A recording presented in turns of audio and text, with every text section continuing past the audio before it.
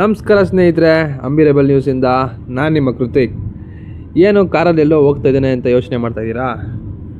ಕಾರಲ್ಲಿ ಇವತ್ತು ಹೋಗ್ತಾ ಇದ್ದೀವಿ, ಒಂದು ಒಳ್ಳೆ ಪ್ರಸಿದ್ಧಿಯಾದಂಥ ಒಂದು ದೇವಸ್ಥಾನ ನೋಡ್ಕೊಂಬರೋಣ ಅಂತ. ಸ್ನೇಹಿತರೆ ಬನ್ನಿ, ನಿಮ್ಮನ್ನು ಕರ್ಕೊಂಡು ಹೋಗ್ತೀನಿ, ನೋಡ್ಕೊಂಬರೋಣ. ಈಗ ನಾವು ಹೋಗ್ತಿರೋ ದೇವಸ್ಥಾನದ ಎಷ್ಟು ದೂರ ಇದೆ ಅಂದರೆ ಒಂದು 95-96 ಕಿಲೋಮೀಟ್ರು ಬೆಂಗಳೂರಿಂದ. ನಾವು ಹೋಗ್ತಿರೋದು ಮುರುಗಮಲ್ಲ ದರ್ಗಾ ಅಂತ. ನಾನು ಯಾಕೆ ದರ್ಗಾ ಬಗ್ಗೆ ಹೇಳ್ತಾ ಇದ್ದೀನಿ ಅಂದರೆ, ನೋಡಿ, ಅಲ್ಲಿ ದರ್ಗಾದಲ್ಲಿ ಮುಸ್ಲಿಮ್ಸ್ ಮಾತ್ರ ಹೋಗ್ತಾರೆ, ನಮಾಜ್ ಮಾಡ್ತಾರೆ, ಬರ್ತಾರೆ.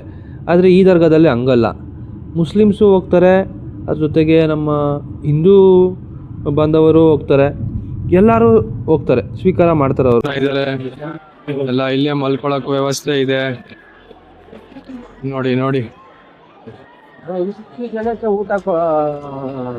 ಇಷ್ಟು ಜನಕ್ಕೂ ಊಟ ವ್ಯವಸ್ಥೆ ಇರುತ್ತೆ. ಸಂಜೆ ಹೊತ್ತು ದರ್ಗಾ ಅಂದ್ರೆ ಬರೀ ಮುಸ್ಲಿಂ ಅವ್ರಿಗೆ ಸೀಮಿತ ಇಲ್ಲ, ಎಲ್ಲರಿಗೂ ಸೀಮಿತ ಇದೆ. ಹಿಂದೂಸ್, ಮುಸ್ಲಿಮ್ಸ್, ಕ್ರಿಶ್ಚಿಯನ್ಸ್ ಎಲ್ಲರೂ ಬರ್ತಾರೆ.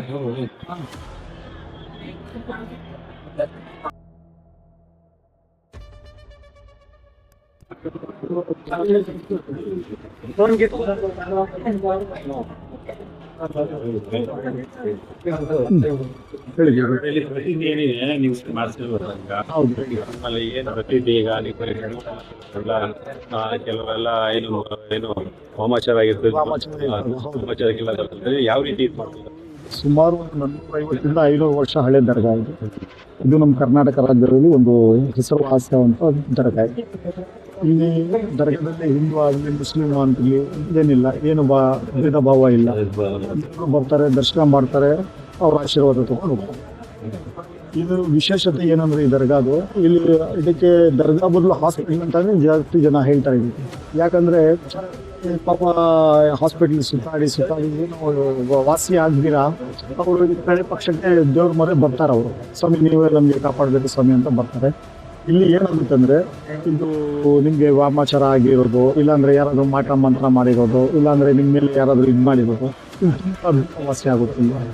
ಇಲ್ಲಿ ಅವರು ಮಹಾನಿರ್ತಾರೆ, ಅವರೇ ಬಂದು ಕನಸಲ್ಲಿ ಬಂದು ನಿಮಗೆ ದಾರಿ ತೋರಿಸ್ಕೊಡ್ತಾರೆ.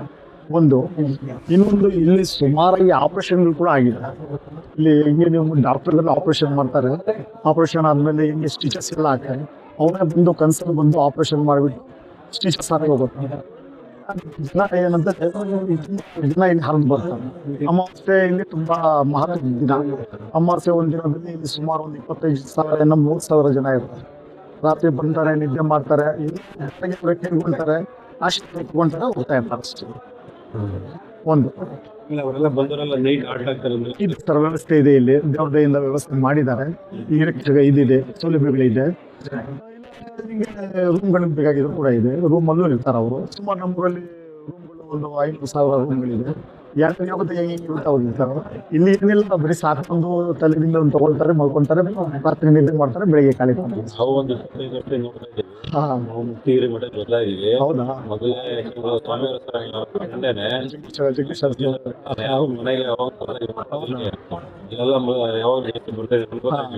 ಅವಾಗಿನ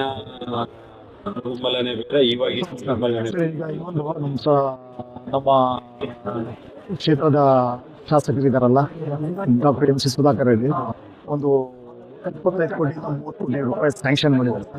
ಈಗ ಆ ಕೆಲಸ ಶುರು ಆಗಿದೆ. ದೇವ್ರದಿಂದ ಟಾಯ್ಲೆಟ್ಸ್ ಇರಲಿ, ನಿಮಗೆ ಬೇರೆ ಸೌಕರ್ಯ ಇರಲಿ, ಪಾರ್ಕಿಂಗ್ ಇರಲಿ, ಅಂಗಡಿ ಇರಲಿ, ರೂಮ್ಸ್ ಇರಲಿ, ಎಲ್ಲ ಪ್ಲಾನಲ್ಲಿ ಎಲ್ಲ ಬರ್ತಾ ಇದೆ ಸರ್. ಮೊನ್ನೆ ಹೋಗ್ಬಿಟ್ಟು ಮಾತಾಡ್ಕೊಂಡು ಬಂದು ಸಾಹೇಬ್ರಿಗೆ ಕೆಲಸ ಶುರು ಆಗಿದೆ ಆಲ್ರೆಡಿ. 1 ವರ್ಷದೊಳಗಡೆ ಕೆಲಸ ಪೂರ್ತಿ ಆಗಿಬಿಡ್ಬೇಕು ಈ ಕೆಲಸ ಅಂತಲೂ ಕಂಡೀಷನ್ ಮಾಡಿದ್ದಾರೆ. ಅವರು ತುಂಬ ಇಷ್ಟಿಂದ ಕೆಲಸ ಮಾಡ್ತಾ ಇದ್ದಾರೆ. ಅದೊಂದು ಆಗಿಬಿಟ್ರೆ ನಮ್ಮ ಮುರುಗಮಲ ಇದೇ ಚೇಂಜ್ ಆಗಿಬಿಡುತ್ತೆ ಸರ್. ದೇವ್ರದಿಂದ ನಮ್ಮ ಕರ್ನಾಟಕ ರಾಜ್ಯಕ್ಕೆ ಒಂದು ಉತ್ತಮ ಒಂದು ದರ್ಗಾ ಆಗಿಬಿಡುತ್ತೆ ಸರ್. ಅವಾಗ ಜನಗಳಿಗೆ ಸೌಕರ್ಯ ಚೆನ್ನಾಗಿದೆ, ಅವರು ಇನ್ನೂ ಇಷ್ಟಪಡ್ತಾರೆ ಸರ್. ಅಮಾವಾಸ್ಯೆ ದಿನ ಭಾರಿ ಜನ, 25,000-30,000 ಜನ. ಎಲ್ಲ ಜಾಗ ನಿಂತ್ಕೊಳ್ಳೋಕು ಜಾಗ ಇರಲ್ಲ, ಮಲ್ಕೊಳ್ಳಲ್ಲ, ಇಲ್ಲಿ ಕೂತ್ಕೊಂಡೆ ಇದೆಲ್ಲ ವಾಸಿ ಆಗ್ತದೆ ಸರ್. ಅಂತ ಒಂದು ಏನಿಲ್ಲ, ಅದೊಂದು ಇದು ಬಂದ್ಬಿಟ್ಟಿದೆ ಸರ್. ಅವತ್ತು ಒಳ್ಳೆ ಒಳ್ಳೆ ದಿನ ಅದು ಅವ್ರು ಬಂದ್ರೆ ಒಂದು ಚೆನ್ನಾಗಿ ಆಗ್ಬಿಡುತ್ತೆ ಅಂತ ಒಂದು ನಂಬಿಕೆ ಬಂದ್ಬಿಟ್ಟಿದೆ. ಹಂಗೇನಿಲ್ಲ ಸರ್, ಡೈಲಿ ಬರ್ತಾ ಇರ್ತಾರೆ ಹೋಗ್ತಾ ಇರ್ತಾರೆ ಜನ, ಏನಿಲ್ಲ ಈ ದಿನ ಒಳ್ಳೇದಂತ ಏನಿಲ್ಲ. ಅದೊಂದು ಜನಕ್ಕೆ ಒಂದು ನಂಬಿಕೆ ಬಂದ್ಬಿಟ್ಟಿದೆ, ಅಮಾವಾಸ್ಯೆ ದಿನ ಬಂದ್ರೆ ನಮ್ಗೆ ವಾಸಿ ಆಗುತ್ತೆ ಅಂತ. ದೂರ ದೂರದಿಂದ ಮಹಾರಾಷ್ಟ್ರ ಇರಲಿ, ಗೋವಾ ಇರಲಿ, ಕರ್ನಾಟಕ, ಪಂಜಾಬ್, ತಮಿಳ್ನಾಡು, ಆಂಧ್ರ, MP, UP ಎಲ್ಲ ಕಡೆಯಿಂದ ಈವನ್ ಫಾರಿನರ್ಸ್ ಕೂಡ ಬರ್ತಾ ಇದ್ದಾರೆ ಸರ್. ಈಗ ಮೊನ್ನೆ ಒಬ್ರು ಆಸ್ಟ್ರೇಲಿಯಾ ಅವ್ರು ಬಂದಿದ್ರು, ಅದಕ್ಕೆ ನಮ್ಮ ಮುಂಚೆ ಒಂದು ಯಾವುದೋ ಒಂದು ನ್ಯೂಜಿಲ್ಯಾಂಡು ಯಾವುದೋ ಅವ್ರು ಬಂದಿದ್ದಾರೆ. ಅವ್ರು ಹೆಂಗಂದ್ರೆ ಬಸ್ಸಲ್ಲಿ ಬೆಟ್ಕೊಂಡು ಕಾಣಿಸ್ತಾ ಇದ್ರೆ 2 ಬೆಟ್ಗಳು ಕಾಣಿಸ್ತಾ ಇದೆ ಅಲ್ಲಿ. ಇಲ್ಲಿ ಯಾರಿಗೋ ಗೈಡ್ ಕೇಳಿದ್ದಾರೆ, ಗೈಡ್ ಒಂದು ಅನುಮಾನ ಪಟ್ಟು ಇಲ್ಲಿ ಕರ್ಕೊಂಡು ಬಂದ್ರು ಅಷ್ಟೇ ಇದೇ ಸೀನರಿ ಅವ್ರು ಜ್ಞಾಪಕ ಬರ್ತಾ ಇದೆ. ಅಲ್ಲಿ ಇಲ್ಲಿ ನಿಂತ್ಕೊಂಡು ಅವ್ರು ಹತ್ಕೊಂಡು ಹೇಳ್ತಾ ಇದಾರೆ ನಾನು ಇದೇ ನೋಡಿದ್ದು ಜಾಗ ಅಂತ. ಹಂಗೆ ಇವ್ರು ಕರ್ಸ್ಕೊಂತಾರೆ ಸರ್, ಯಾರು ಬೇಕು ಅಂದ್ರೆ ಅವ್ರು ಕರ್ಸ್ಕೊಂತಾರೆ. ಅವರು ಇವರು ಅಷ್ಟೇ ಸರ್, ಸ್ನಾನ ಮಾಡಿದ್ರೆ ದರ್ಗಕ್ಕೆ ಬರಲ್ಲ ಇವರೆಲ್ಲ. ನಮ್ಮ ನಾನ್ ಮುಸ್ಲಿಮ್ಸ್ ಇವರು, ನಮ್ಮ ಹಿಂದೂ ಬಾಂಧವರು, ನಾವೆಲ್ಲ ಜೊತೆಗಾಗಿ ಚಿಕ್ಕ ಮಕ್ಕಳಿದ್ದ ನಮ್ಮ ಅಣ್ಣನ ತಮ್ಮಂದಿರು ಇದ್ದಂಗೆ ಇವರೆಲ್ಲ. ಇವರು ಸ್ನಾನ ಮಾಡಿದ್ರೆ ನಮ್ಮ ದರ್ಗಾಕ್ಕೆ ಬರೋದೇ ಇಲ್ಲ, ಅಷ್ಟು ನಮ್ಗೆ ಹೊಟ್ಟೆಗೆ ಟಿಫನ್ ಮಾಡಲ್ಲ. ಸ್ನಾನ ಮಾಡ್ಕೊಂಡು ದರ್ಶನ ಮಾಡ್ಕೊಂಡು ಮತ್ತೆ ಟಿಫನ್ ಮಾಡ್ತಾರೆ. ಇಲ್ಲಿ ಸುಮಾರು ಜನ ಹಿಂಗೆ ಇರ್ತಾರೆ ಎಲ್ಲ. ನಾವು ಚೆನ್ನಾಗಿದ್ದೀವಿ ಇಲ್ಲಿ ದೇವರಿಂದ. ಇನ್ನೊಂದು ಮೇನು, ನಮ್ಮ ಜನಗಳಿಂದ ನಿಮ್ಮ ಜನಗಳು ಜಾಸ್ತಿ ಬರ್ತಾರೆ. ಅಮಾವಾಸ್ಯೆ ದಿನ 60% ನಿಮ್ಮ ಜನ ಇರ್ತಾರೆ, 40% ನಮ್ಮ ಜನ. ನಮ್ಮ ಹೆಸರು ಅಕ್ರಮ್ ಅಲಿ ಅಂತ. ಇಲ್ಲಿ ನಾವು ನಮ್ಮ ತಾತ ಮುತ್ತಾತ ಅವ್ರ ತಾತ ಅವ್ರ ಮುತ್ತಾತ ಕಾಲದಿಂದಾನೇ ನಾವೇ ಬರ್ತೀವಿ. ಇವರು ಬಂದು ನಮ್ಮ 7ನೇ ಅಜ್ಜಿ ಬರ್ತಾರೆ ಆಗ್ತಾರೆ. ಈ ಅಮ್ಮಾಜಿ ಅಂತ ಇವರು, ಬಾವಾಜಿ ಅಂತ ಅವರು. ಇವರು ಲೇಡೀಸು, ಅವ್ರು ಜೆಂಟ್ಸು.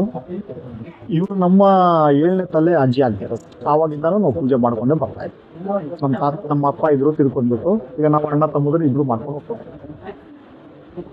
ನಮ್ಮ ಮುಖ್ಯ ಸರ್ ಒಂದಾದ್ರೆ ಇವತ್ತು ಎಷ್ಟು ಜನ ಇದ್ದಾರೆ ದೇವ್ರ ದಯಿಂದ. ಈ ಕಡಿಮೆ ಆಗಿರೋದು ಬೆಳಗ್ಗೆ ಸುಮಾರು ಜನ ಇರೋದು. ತಿಂಗಳು ನಾಳೆ ತಿಂಗಳು ಈ ತಿಂಗಳು 26-27 ಗಂಧ ಇದೆ. ವರ್ಷಕ್ಕೊಂದ್ಸತಿ ಗಂಧ ಮಾಡ್ತೀವಿ. ಊರೆಲ್ಲ ಗಂಧ ಎತ್ಕೊಂಡು ಸುತ್ಕೊಂಡು ಮತ್ತೆ ದರ್ಗಾಗೆ ಬಂದು ಅರ್ಪಣೆ ಮಾಡ್ತೀವಿ. ಅದು ಈ ತಿಂಗಳು ಬಂದು 25-27 ಗಂಧ ಆಯ್ತು. 2 ದಿನ ಗಂಧನೇ ಇದೆ ವರ್ಷಕ್ಕೊಂದ್ಸರಿ. ಇಲ್ಲಿ ಒಂದ್ಸತಿ ಗಂಧ ಅಂತ ಹೇಳ್ತೀವಿ ಅಷ್ಟೇ. ವರ್ಷಕ್ಕೆ 12 ಗಂಧ ಆಗುತ್ತೆ ಸರ್. ಹಿಂಗೆ ಅಮಾವಾಸ್ಯೆನೂ ಗಂಧ ಲೆಕ್ಕನೇ ಆಗುತ್ತೆ, ಅಷ್ಟು ಜನ ಇರುತ್ತೆ. ವರ್ಷಕ್ಕೊಂದ್ಸತಿ ಬೇರೆ ದರ್ಗಾಗೆಲ್ಲ ಆಗುತ್ತೆ. ಇಲ್ಲಿ ವರ್ಷಕ್ಕೆ 12 ಗಂಧ ಆಗುತ್ತೆ. ಯಾಕಂದ್ರೆ ಅಮಾವಾಸ್ಯೆಗೆಲ್ಲ ಜನ ಹರಿದು ಬಂದ್ಬಿಡ್ತಾರೆ. ಹಂಗೆ ಜಾಗ ಇರಲ್ಲ, ಲಗೇಜ್ಗಳು ಎತ್ಕೊಂಡು, ಮಕ್ಳಿಗೆ ಎತ್ಕೊಂಡು, ಅವ್ರ ಪಾಡಿಗೆ ಏನೋ ಒಂದು ನಂಬಿಕೆ, ಏನೋ ನಮ್ಗೆ ಚೆನ್ನಾಗಿ ಹೋಗುತ್ತೆ ಅಂತ ಮಣ್ಣಲ್ಲಿ ಬಂದ್ಕೊಂಡು ಪ್ರಾರ್ಥನೆ ಮಾಡ್ಕೊಂಡು ಹೋಗ್ತಾರೆ. ಅವ್ರಿಗೆ ಹಂಗೆ ಅಮ್ಮಾಜಿ ಅವ್ರಿಗೆ ಆಶೀರ್ವಾದ ಮಾಡ್ತಾ ಇದ್ದಾರೆ. ಮಾಡಿಲ್ಲ ಮತ್ತೆ ವಾಪಸ್ ಬರ್ತಾನೆ ಇರ್ತಾರ ಅವರು. ನಮ್ಗೆ ಅಷ್ಟೇ ಎಲ್ಲರೂ ಬರ್ತಾರೆ.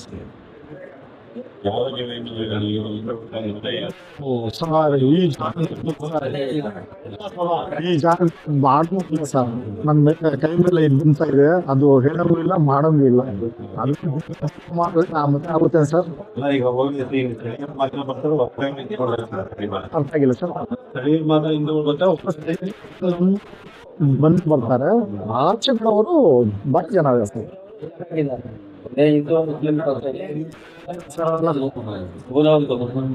ಇಷ್ಟೊಂದು ನಾವು ಮಾತಾಡೋದಿಲ್ಲ, ಅಣ್ಣ ಅಣ್ಣ ಅಂತಾನೆ ಮಾತಾಡ್ತೀವಿ ದೂರದಿಂದ ಅಷ್ಟೇ. ಅಷ್ಟು ಮರ್ಯಾದೆ ನಾವು ಇಟ್ಕೊಂಡಿದ್ದೀವಿ, ಅಷ್ಟೇ ಮರ್ಯಾದೆ ಕೊಡ್ತಾರೆ ನಮ್ಗೆ. Okay sir, welcome sir. ಇವತ್ತು ಸ್ವಲ್ಪ ಜನ ಕಮ್ಮಿ ಇದ್ದಾರೆ, ಬಟ್ ಆದರೆ ಯಾವಾಗಲೂ ಜನ ಇರ್ತಾರೆ. ಇಲ್ಲಿ ಎಲ್ಲ ಪಾರ್ಕಿಂಗು ವ್ಯವಸ್ಥೆ ಇದೆ, ಒಳ್ಳೆ ಬೆಟ್ಟ ವ್ಯೂ ಇದೆ ನೋಡಿ. ಮುಸ್ಲಿಮ್ಸು ಹಿಂದೂಸು ಅನ್ನೋ ಭೇದ ಭಾವ ಬೇರೆಯವ್ರು ಮಾಡ್ತಾರೆ. ಇಲ್ಲಿ ಯಾವುದೇ ರೀತಿ ಭೇದ ಭಾವ ಇಲ್ಲ, ಯಾರು ಬೇಕಾದ್ರೂ ಬರ್ಬೋದು. ಆದರೆ ಅವ್ರ ಮನೆಯಲ್ಲಿ ನಾನು ಏನು ಕೇಳಿದೆ ಅಂದರೆ, ಒಂದು ಮಾತು ಹೇಳಕ್ಕೆ ಇಷ್ಟಪಡ್ತೀನಿ. ಅವರು ಏನು ಹೇಳಿದ್ರು ಅಂದರೆ,